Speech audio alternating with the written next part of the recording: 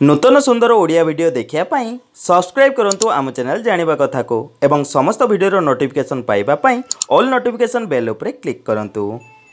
बंधुगण दालचीनी निजर औषधीय गुण सहित वरिष्ठ स्वाद एवं सुगंध पाई मध्य जणा जाए। बोधहुए आपण केबे क्षीर रे दालचीनी मिसाई पीबा कथा सुनिथिबे। आज मु आपण को कहिबी एही प्रकार क्षीर पीबा द्वारा 6टी चमत्कारी फायदा मिलिथाय। एही क्षीर किपरि बना जाए जदि जानिबा को चाहती तेबे वीडियोटी को शेष जाए निहाती देखंतु। प्रथमे जानि नबा एहार फायदा विषय रे। प्रथमतः दालचीनी रे उच्च मात्रा रे एंटी माइक्रोबियल गुण मिलिथाय। क्षीर रे चिमुटाए दालचीनी गुंड मिसाई पीबा द्वारा थंडा रो आराम प्रदान करिथाय। द्वितीय रे दालचीनी रो सेवन द्वारा हाड़ मजबूत होइथाय। जेउ लोक मानको आंठुगंठी समस्या अछि सेमानंकु नियमित रूपे एही क्षीर सेवन करिबा आवश्यक।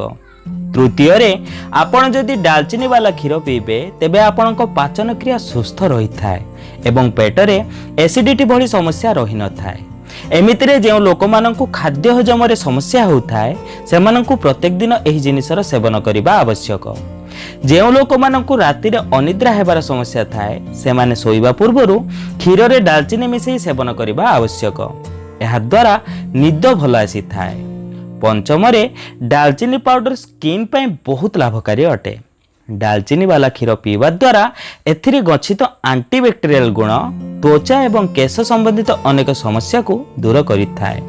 षष्ठ और शेष रे दालचीनी रे एमिति कंपाउंड मौजूद अछि जहा शरीर रो सुगर लेवल को कंट्रोल ले रखिथाय।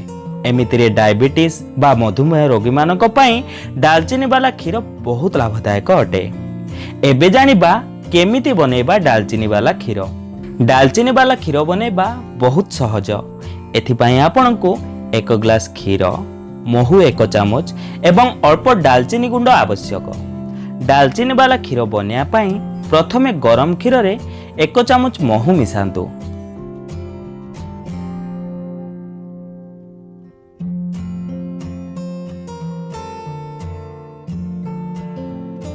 तापरे एथिरे चिमुटाए दालचीनी पाउडर मिसांतु। एहा परे एहाकु भलो भावे मिक्स करि दियंतु।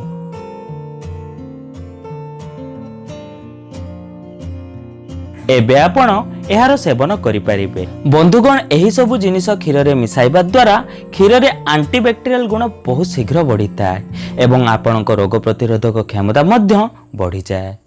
जदि भिडियोटी किछि जानिबा को पाइले ताहले कमेंट करि निहाती जणांतु। भिडियोटी को लाइक और निज प्रियजन मानक सह शेयर करबा को जमारी भी भूलंतु नाही। तेबे बंधुगण आज पई एतिकी पुणी देखा हबको नूतन सुंदर अध्याय सह। धन्यवाद।